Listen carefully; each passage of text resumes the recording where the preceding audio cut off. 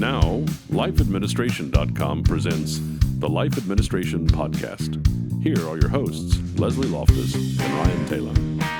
Hello, everybody, and welcome to another episode of Life Administration. My name is Ryan Taylor, and with me, as always, is Leslie Loftus. Hello, all. Hello. Now he looks mischievous. No, I just listening to the episode that we posted last week. That Toddlers, right? Yes. Okay. But in our little beginning bit, Uh-huh. I talked about how it was our anniversary, Lauren and I's anniversary, and our announcement is we're having another baby. So we're adding another child. Now, we did not do this on purpose. We weren't like, hey, we're doing this series on new parents and parenting. And we were done recording the series when he gave me the news. That's true. Yes. So it's, but I'm going to be walking through this with anybody else. And I'm already starting to feel the effects. I can remember I was in my kitchen doing the dishes, and then I was taking the trash out, and then I was doing the laundry because Lauren has been like extremely affected by morning sickness, which is not just in the morning, coincidentally. Right. Oh, yeah. No. Misnomer. What a dumb name. It's a dumb name. Just call it sickness and silence the things that need to be silenced over Why here. are they? I thought I did. Yeah, she did. But anyway, so I'm in the kitchen, I'm doing all these things, and I'm thinking about these football analogies that I gave at the time, you know. I'm like, you're going to have to be a cheerleader, and you're going to have to be a quarterback, and you're going to have this clock, and da-da-da-da. And now he's... I really don't like myself. For now saying you're those like things. committed publicly to... Super hard. Yeah. Super hard. It is. Yeah, so... You know, already starting to think about the adjustments that we're going to have to make. Well, and it's also hard because now it's not just, oh, my wife has morning sickness and, you know, and we're having to change how we do things. Now we're having to change how we do all of the things with a toddler underfoot. Yeah. You know? But so there has been this other thing that sort of crept into my mind was, you know, when you have your first kiddo, it's so unknown. Everything is so unknown. You don't really you don't know what to expect. And every child is going to be different. I totally get that. Yeah. Right. But still, like the process of diapering or feeding or just in general raising the child in those early times is, I feel like we're more equipped. Yeah. Yes. Right. And then just going back and thinking about like the misses that we made, and really, if you go back to the parenting for newborns, life administration, like that whole thing was a miss, right? Like that. Well, you whole said thing. the big one was setting a bedtime and sticking to it. Yeah. And then you did end up where you had the 2-year-old that still wasn't sleeping through the night. Right. And y'all were exhausted. So I think we're excited to implement that into Well, into and I play. will give you a bit of encouragement because there's a lot that when the second one comes along, and part of it is these, you know, now they're known unknowns because the kid has its own personality and will be very different than your first baby, almost assuredly. But you kind of know what to expect. At least you kind of know what to anticipate and stuff. There's a lot of times early on with the second child and the third one too, you're like, what in the world did I think was so difficult about the, because now you kind of know what to do. Mhm. And so you don't have the stress and the time spent trying to figure out what to do and to worry about and have angst over what to do. You're just like, oh, this is happening, so I do this, and you just go forward. So there's a lot of things that are a little bit easier with the second child, just because, well, you got that drill down. Yeah, exactly. Right. So I'm much more excited this time around than nervous. Well, that's okay. I was like, wait a second, because you were ridiculously excited the first time around. Yeah. But yes, there was a more element of right. Like there's nerves. a nervous energy Right. to it, right? You know, I always use the example of when you drive to the hospital and then when you leave, like your life is completely different. It's one of the few moments that there's everything has changed. Yes. And yet this time we're adding to our family, and that's a change, but we're already mom and dad. We're already parents. We're already responsible for another human being. So we're super excited. Super Excellent. excited. And congratulations.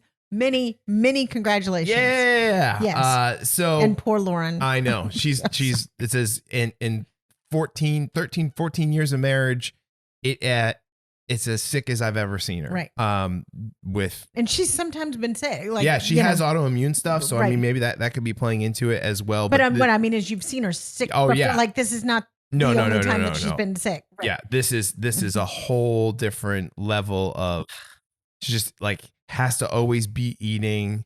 There's a significant chance that it might come up, Well, and it is the irony, because in order to, with morning sickness, usually you need to keep a little something on your tummy. Like, the morning sickness tends to be worse when your tummy is completely empty. Yep. Which doesn't really, when you tell a woman that and she's constantly throwing up everything she puts in her mouth, she's kind of like, oh, yeah, thanks. Yeah, right. Irony. Yeah, take your peanut butter crackers and go someplace else, pal. Yeah, exactly. Yeah. So it's been a struggle. It's been a struggle, but I know this is just a season. It's just temporary, and we're going to get through it, and we're going to be into the awesome second trimester, which is second trimester is fun. It's usually. Usually pretty fun. So we're excited about that. And, with having a new baby comes getting a birth certificate. Yes. And I have recently renewed, well, I have so many passport stories, it hurts, but I've recently renewed 2 of the kids' passports. There's a mortgage refiling going. Anyway, so today we're going to talk about birth certificates, passports, other official documents, how you get them, the ins and outs of them. Guys, they're a pain. Yeah. They're a right. This official stuff. It can be brutal. Yes. I mean, without even knowing that this was the episode, we had talked about doing an episode like this, but without. Because 2 weeks ago, I came in from the kids' passport appointment that morning going. Yeah, you were pretty heated. Yes. Pretty heated. So, and then Lauren's doctor changed insurance and they had her maiden name. So we had to go back and get a bunch of these documents literally last week. Right. We had to do before this. They could make the appointment. Yeah. It wouldn't even let us make the appointment until we had all of this sort of dialed in. Right. So, in any case, very important and that topic. was just because they were switching insurance, by the way. I mean, like, that's not typical for making a doctor's appointment. No. But when you get into official document land, marriage certificates, birth certificates, death certificates, passports, this stuff, tax forms, this stuff. And I think the thing about it is too, is like, you really don't know when it's going to strike. Like, there are some like, oh, this is like passports, that's expired. Like, okay, you can kind of plan around for that and something. But then if you're an adult. Yeah, if you're an adult, yeah. Mm-hmm. But then if like the doctor change, or so it could be an insurance, a mortgage, and all of a sudden one of these forms is out of whack. Now you're having to play, connect the dots. Your driver's license has the apartment that you had a year ago because you haven't sent the change of address forms. So it now doesn't match the address of the school district that you're getting ready to send your kid to. So instead of having one utility bill to show your proof of residency, you now have to have 4 because your driver's license is not aligned with it. That kind of pain stuff. Definitely. All right, well, let's kick it off. All right, perfect. We've talked about the problems. Now give us the solutions. Okay. All right. Whatever it is you were doing, check the official site. Usually when we're talking about these sorts of things, they're going to be state or federal sites. So for instance, the passports that I was doing, that's going to be the State Department. So state.gov. They're going to tell you how to do passport renewals. For most other things, birth certificates, marriage certificates, driver's license, you're going to be going to your state website. Yep. Okay. Go through, they will have somewhere, not necessarily easily accessible, bureaucratic websites are not usually the most easy to navigate. Brutal. Right. Brutal. Then my favorite one about the passports in particular is sometimes there's multiple places to find the same information, and the information will vary slightly from place to place. And if you kind of look at them all together, you blur it out, you're like, okay, so they want these 5 documents, right? But it's, how they want this document is slightly worded slightly differently on this page of the website than it is on this page of the website. And when you get to the officials, then you never know. Anyway, so first thing to do, find the website, find the list of the things that you need and the instructions. Yeah. Right. For pretty much anything. But especially passports. Do not assume that you need to have, you're getting married in a week or whatever, and you need to have your marriage license. Do not assume that you can do this in a day or even you need to give yourself time to get this all together. because, Ro has decided to join us this afternoon. You need to figure out how to give yourself a long lead time. Yeah. Because sometimes there's a piece or a source of information that maybe it's going to take you a month to get, or maybe it's just you can't actually sign up for an appointment until you have finished the application, and the appointment process is a month. That, like, you have to give yourself lots of lead. Let me give an example here. Okay. So birth certificates, when I've had to get my, and it depends on where you were born, because Right. the way that they process and how they get it to Boston and Massachusetts do it differently Yes. than Texas and Austin do it. Yes. So that, you might be thinking, oh, I can go online. I'll be able to download this like thing and boom, I got it. And it's like, no, you're going to have to, and for Natick, Massachusetts, I had to call the place. They had to send me an official copy because they didn't do just download it and go. It took 6 weeks for it to get to my house from the time that I made the initial phone call and to start the process and get it going to the time that I actually had it in hand. And it's not like I was just lollygagging around and that let's 6 say weeks. you were going, the reason that you needed it was for, say, a passport. Right. Okay. You can't actually do the passport application, and the first one, at least, until you have that. You can see how you can get months where you need months of lead time to fix this. And I was thinking you were going to tell me that you needed to be in person in Massachusetts. No, luckily. Okay. Because sometimes when we're dealing with these official documents, especially in the case of minors, you have to be in person. Yeah. There's online options, online renewals don't exist for that. Don't exist for those. No. And so you need to be aware of when you have those categories. Because, for instance, in Texas, most of the time, it's easy. Your driver's license has to be renewed every 10 years or so. And provided that you don't have any sorts of violations or something like that, most adults can go and just do an auto renew. Teenager, basically until you're 25, you can't do auto renew. It might be 21, 25, not sure. Go to the website and check it out. So if you're younger, you can't do auto renew if you've needed to have, glasses, or like there's all sorts of circumstances under. And then I also think every third time they make you show up in person. They make you show up in person, right? Because are you still you? In fact, right? Yeah. And also because if I'm correct, and it's every 10 years, then every third time is every 20 or 30 years, so you look different. They want to take another picture. Sadly. Yes. Sadly, you look different. Yes. Time marches on. Pretty soon you realize it's marching across your face. What's that from? Still Magnolias. Sorry, you're a guy. Okay. I like that quote though. No. Dolly Parton said it. Okay. Yes. Nice. It's awesome. Yeah. Very cool. So I think you have to understand like a long lead time. This is a frame, if you have something important or a deadline, or say you're setting a vacation, you're going out, like you got to start working on this kind of stuff 3 months out. Because it can take that long. Right. Sometimes your documents, the supporting documents for what they need, driver's license, passports, various other things, they might require supporting residency information. Some of that needs to be notarized, which means you need to find a notary. You need to go up to the so there are multiple steps. Let's say you have 7 documents that you need to turn in to get the document that you're actually looking for, so that you can go get the passport. Each 3 of those 7 documents might have extra steps to them. Yes. That you need to do. Yeah. Right. So I mean, you can't list. Expect the list to be complicated. You can't write on a to-do list, get passport. No. You know what I mean? Like there are 20 steps to there. Exactly. Yeah. So you have to systematically sort of break that stuff down. Okay. Sounds good. Right. Photos.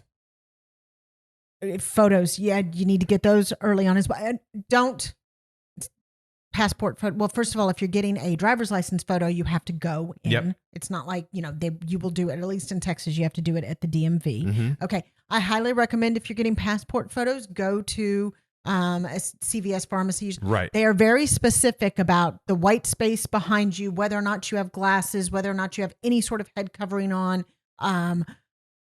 how much of the picture is taken up by your actual face and how much is taken up by the white background. Like, don't try to take a picture with your phone and crop it to. Yeah, work. no, that's not going to work. No. I mean, pay the $7, go to a CVS or a Walgreens and get it knocked out. Absolutely. Worth it. You don't want your photo to be the thing that Right. that And they will stops. kick it back. Yeah, they will. Yeah, they will. I mean, I've had to, while I'm in the middle of a passport application with kiddos, because you have to go in person to those. So I'm at the post office we'll get into that process in a second. And I have to leave the appointment so I can go take proper pictures at the pharmacy 2 shopping malls down. That was when the kids were little. I have had, you know how sometimes Ryan and I talk about, we tell you these things so that you don't make the mistakes that we do. I have made almost every single passport mistake there is to make. Okay. I'm really good at passport mistakes. So now you can trust me because, well, I've done them all up to and including. Okay. It's story time break. Oh, I can't wait. Oh, I don't know if I knew you at this time. Maybe I did. But it was our first year back from London. No, it was our second year back from London. And so when children are under 17, they have to get their passports renewed every 5 years. So the twins, and also most of the time, most countries will not let you in or perhaps out if your passport is within the 6-month expiring window. So don't think your passport expires on June 21st, that you have until June 25th. You're pretty much done using that in January of that year. Pro tip. Yes. Pro tip. So, there. right. So the passport, let's say you have a 10-year passport renewal. It's up in January or June of 2020. You need to be getting the process done. If you're going to travel between January and June of 2020, then you need to move back about 4 or 5 months from that to start your process to get you. So you need to be a good year ahead almost. That's a good rule of thumb. Just be a year ahead of when your passport expires. That's what I was going to say. Right. That's actually when, we've talked about to-do lists and everything. That's when it comes up on my reminders. A year before any of our passport expires, it says, look into passport renewal.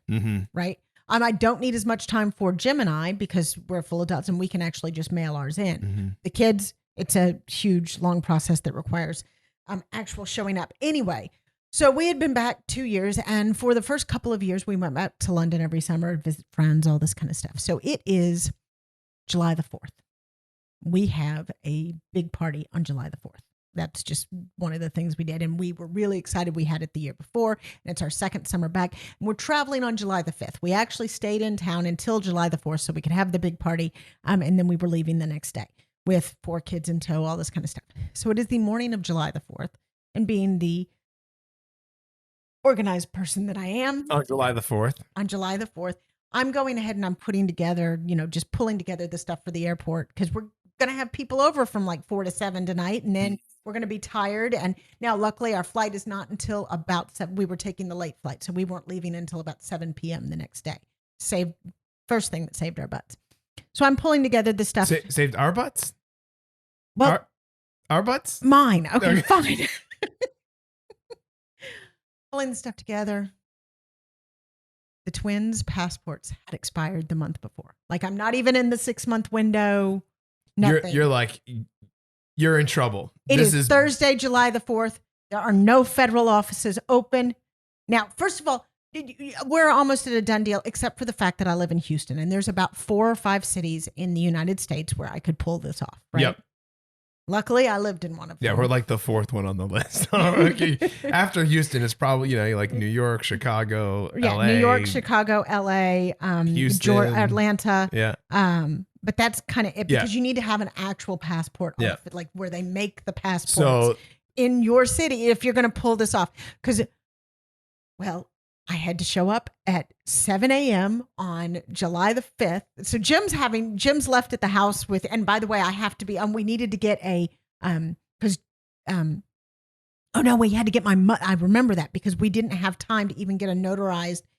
If only one parent's going to go with the children to get the passports, then the other parent has to have a notarized statement saying that they give permission for the other parent to get the passports, right? And we didn't want to have any room for error. So Jim was going with me. So we left the other 2 kids with my mom, bless her, and she was getting them ready to go. We went down to the passport office. What was your mom like? Like, oh, Leslie, I can't believe that you made the best one was Jim. He's like, because at the time it was the the most interesting men in the world ads were around. Yeah. And he's like, Leslie, I might be the most organized woman in the world, but when I screw up, I can't remember exactly, but when I screw up, I really screw But when up. I do, I make sure it breaks everything. Exactly. Which is a compliment because, like, how often does it not break, right? So there it you was go. massive. So Yeah. we went down there early in the morning because also, now while the party's like everybody's trying to plan the party, I'm actually having to get together all of the documentation. Again, I told you that this stuff can take a long time. Oh, had to do the applications, everything. It was awful. Now, it was possible that I could do this because I already had the birth certificates. I already won because I had to give them passports before. But so I already had all the predicate documents. But yes, and I brought them in triple. So if they wanted one proof of address or something, I brought 4. They wanted the official copies of the birth certificate. I brought 2 of them, Right. just in case Which they one wanted do to you take. want? Well, Yeah. just in case they wanted to take one with them and attach Yeah. it to the. Like I didn't want to have anything mess it up. Yeah. Anyway, they managed to turn around the passport in less than 8 hours. I got it, and we got it in time to get to the airport on time. Unbelievable. It was unbelievable. Now, so there was a very long line, and there were lots of people because this is the line that you get in if you're flying within 3 days and you have not managed to get your passport. You need a passport. So real emergencies. I have never seen a line of more polite people, and because nobody wanted to offend anybody. Anyone. Like there was this line, their summer plans are just up in smoke if they don't manage to make it through this line and convince this person on the other side of the desk to go ahead and expedite their passport for a fee, of course. I mean, course. it's not cheap, but I wouldn't recommend doing this on a regular. We're good. Okay, good. You know how to. Yep. Okay, sorry. Doorbell and dogs. But everybody was so very polite and so kind and so understanding. It was pretty gosh darn funny. I mean, that is funny when you think about that line. It's like, boy, everyone's on their best stinking behavior, Absolutely. man. Like, Absolutely. no. And then there's also a bit of, it is possible, because when you run into people that are like mean to customer service people or whatever, and Exactly. you're just like, really? Okay. No, it's totally possible. Everybody is capable of being the nicest thing that can be. Exactly. When it's classic short. That's good. All right. So yeah, if you don't live in one of these cities, you probably You can't do couldn't it. pull Now that there are sort of expedited companies that you can use. They are very, very expensive. They're very expensive. And right now, even you're looking at so right now it's kind of crazy. They're telling us that it can take 4 months to get a passport through the regular system, and expedited is like 3 to 6 weeks. Yeah. I mean, That's a long time. that's a long time. Yeah, I mean, I was thinking because I think I had to do an expedite one time, and but it wasn't. It was like within a couple days, Right. Like when I did, and this is a long time ago because I was. No, I remember thinking when I was going through this last round of, oh my gosh, didn't that used to be 3 to 4 days, not 3 to 4 weeks? Yeah. Yeah. Hello. Hello, what happened with that? So I'm quite certain I couldn't pull off my day of thing.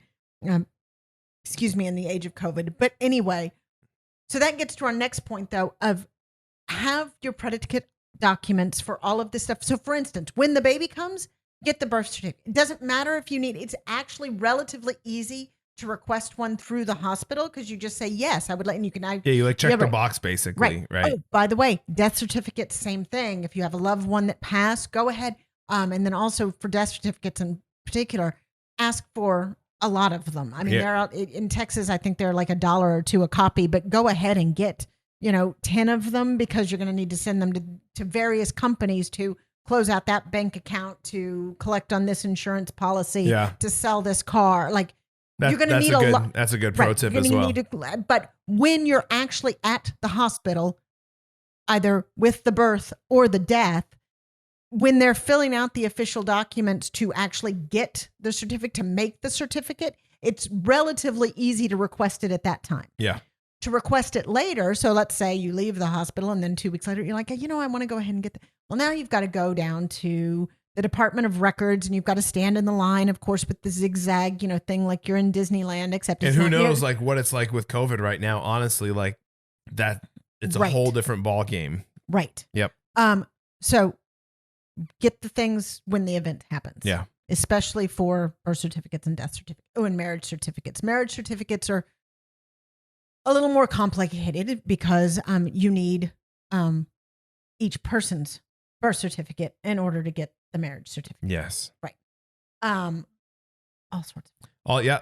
And the thing that tripped me up recently was Lauren's last name. When we were going to make the appointment with her doctor, her maiden name was still on her patient record or ID or whatever. And it's like, hello? We've been married for 14 years at this point. We were married when she had the baby, but I have an idea about why it was her maiden name, because maiden names go on birth certificates. Right. So when Hallie was born, it would have been her maiden name, his name. So somebody entered that into the doctor's web because, right. And so that became the name that they had her in there. But now she's trying to prove that she has insurance to be able to see that doctor. And so what, did you have to turn in a marriage certificate or a marriage license or a copy of we had to show? We had to do birth certificate and we had to do marriage license.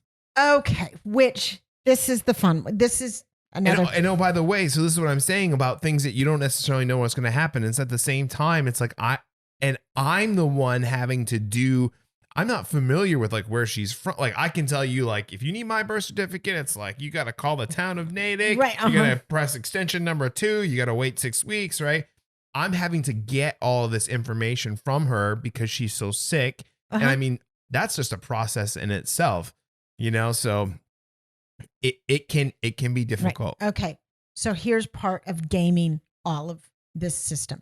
It doesn't matter what it says on the list of these are the items that you need. These are the proof of addresses that you need. Proof of address is a big thing. So for school districts, for driver's license, for all sorts of stuff, you need to show voters registration. If your state does that, you might need to show proof of residency. And there's usually the typical things would be mortgage statements, utility bills that show your address, bank statements that show your address. Those are the big things. Anyway, but what they are actually looking for in all of those lists, and sometimes just knowing the rationale can save your tushy. They're looking for continuity. So they need all the dots to connect. So yes, they have Lauren Smith. I forgot her maiden name. Cover. They have Lauren Cover. They have Lauren Cover listed here, and they have Lauren. And it doesn't matter that the address on the documents are the same. It doesn't matter that the doctor knows her. It doesn't matter that Lauren Talion is written on. They need something that connects an official document that connects the married name to the maiden name. And in this case, that's off. Right, with a hand. Right, it's kind of like, so you got to go through. We had this with the kids. So I'm going up to get the kids' passports, and they're now 15 and 17 and stuff, and we know the drill and stuff. So I weeks ago had Jim fill out there's an official letter that you fill out saying that I'm the parent. I'm not going to be there, but it's notarized saying I give my spouse permission to get a passport for my minor children, and I have that. I didn't have his driver's license. No. Right. So it has to have something, because I'm there and I can hand them my driver's license, but they have to have something that says, this child is connected, even though they had the same freaking name, because they're James P. and James L. Yeah. Right. It has to show that these people are connected, and that they needed to show that my husband's address was the same as my son's address so that they could put the things together. Also, the first time you get a passport for a minor child, or the first time you get a passport for anybody, you have to turn in birth certificates. Yes, you do. But when you get a renewal, you can, it doesn't even have to be a non-expired passport. It can be a valid expired passport. But as long as it's a valid passport, that's proof that you turned in the birth certificate the first time. But this is a recent change to try and smooth things and make the process a little. So it used to be that you had to turn in a birth certificate every single time. And now they've made it so that you only have to turn it in on the first one. And that as long as the first one is valid, you can skip that step on the renewal. Don't assume that every bureaucrat, especially one that's been doing this for 20 years, will follow the new system. Right. We also got burned they almost bounced the kids' application because I didn't have, and we had to actually pull up the website and show them where it says renewals, like they're on the, actually it doesn't say a birth certificate's not required. I don't think it doesn't list a birth certificate there, right? For renewal ones. And they're like, no, but look up here. I'm like, that's for a first issue. Yeah. Right. Be prepared. Be prepared for everything. Be over prepared. Take more documentation than you think you need. I had the same thing happen when we went to go get driver's license for both of the kids. You can't understand what it's like when you're in the situation when you know you're right and the person on the other side of the counter is wrong. However, they hold all of the power. Right. Because if I blew that appointment, because right now the appointments are running about 4 or 5 weeks before you can make. So it's another 4 or 5 weeks before I can make another appointment to apply if I don't run through on this one. So it's like we said in the beginning, go 3 months. If you make that, if you blow that first appointment, now all of a sudden you're 2 months, 2.5 months potentially into that 3 month window of trying to get prepared. And that's a problem. Right. That's a problem. So when you're approaching these conversations, Leslie, you talked about it earlier. Hey, everybody in that line was so nice. And and that's a situation that it can get very easy to get upset. It can. And so you gotta be cool. You gotta be cool in that spot. And even someone as myself, who I think that I'm pretty cool most of the time, like when they threatened my family's cruise, it was like, okay, like I had to kind of check myself there for a second, Exactly. Before I go absolutely, but you don't have other options. Yeah. You can't go down the street. This is not, this is not a market economy when we're talking about government stuff. No. You can't go down the street and just put in the application somewhere else. Yeah, right. Oh, Al's passport shop isn't that good. Let me go down to Joe's. Right? Yeah, exactly. It doesn't happen. No, it just doesn't happen that way. Right. And so think through everything. If they ask for 2 forms of residential verification, bring 4. Yeah. Just be prepared. I like what you said earlier, and in the show notes, what it says is dot all the I's, cross all the T's. Even when you do, know that something will be wrong, and that is the case. Is you have to assume. I even do honestly, like whenever I'm doing anything official, I think it's just good. Whether it was going to get my driver's license or my passport, or like I bring, like you said, way more than you need, right? Like just assume that you're not going to have something or something's going to be in defect. So it just so happens because I set up all of the utilities and I do the day-to-day around here. I'm the name on all of our utility accounts. Well, because Jim is usually the one that's negotiating the car. He's usually the name on the title. So we're trying to get driver's license for our kids, and we've got our insurance that has both of our names. We have our proof of a resident, our address that has my name, because I brought utility bills to show that, and it has my name on it. And we have the titles to the car that has Jim's name on it. And they wanted something so I had to go through all of our bills, and we ended up just sending over a bank statement. Yeah. Because I had to have something that had both of our names on it so that they could connect that his residence was the same as the car. Yeah.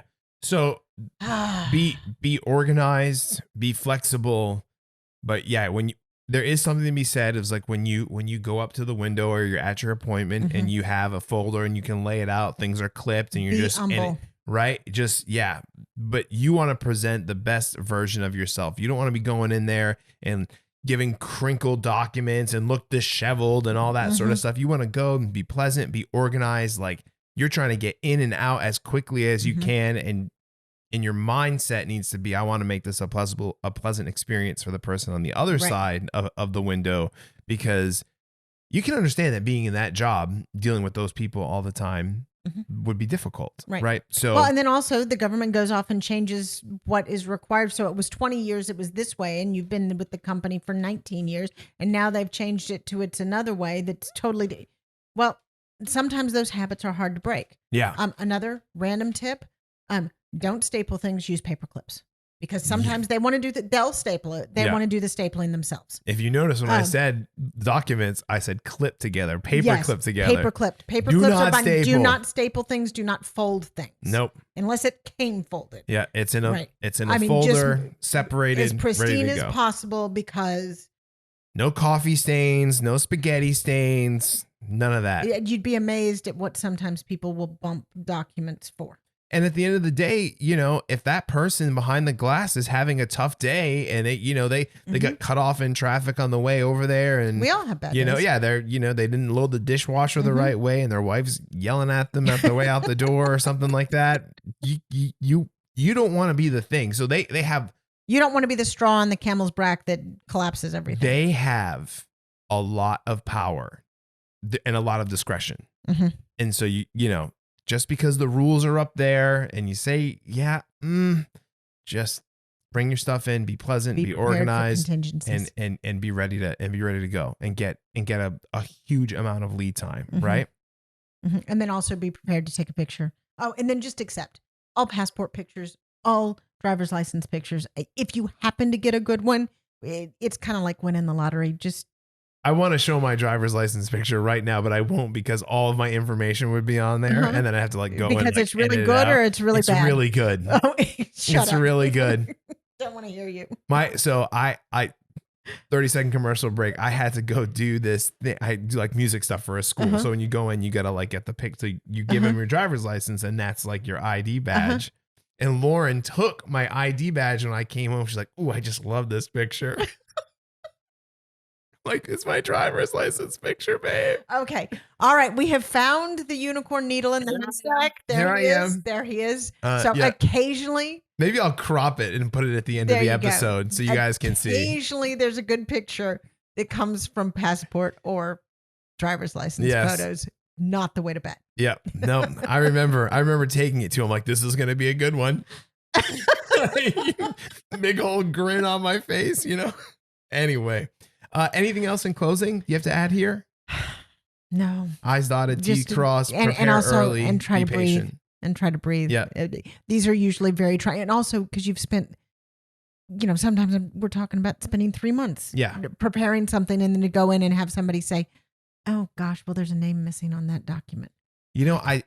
Two things come to my mind in closing. The first one is, and we alluded to it earlier, but in the sense of, you can't just do all of the steps in one day. It's a lot of these micro steps along the way. And so charting that out and being organized is really important. We were just talking about the snowball effect before we started. It was in a completely different conversation, but this can be one of those things that snowballs very, very quickly because you think, oh, I went to the office and now it's like, well, that's 6 weeks away. But there could be these other documents that you need.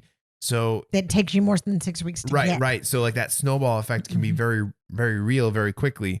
And my last thing, and this is just more of a silly thing, but I always, whenever I'm going to look at government websites, because there's always going to be some sort of website out there that will give you the exact same information as the government website, but they'll have some kind of ads or services or something like that you have to pay for. And so be very wary of that.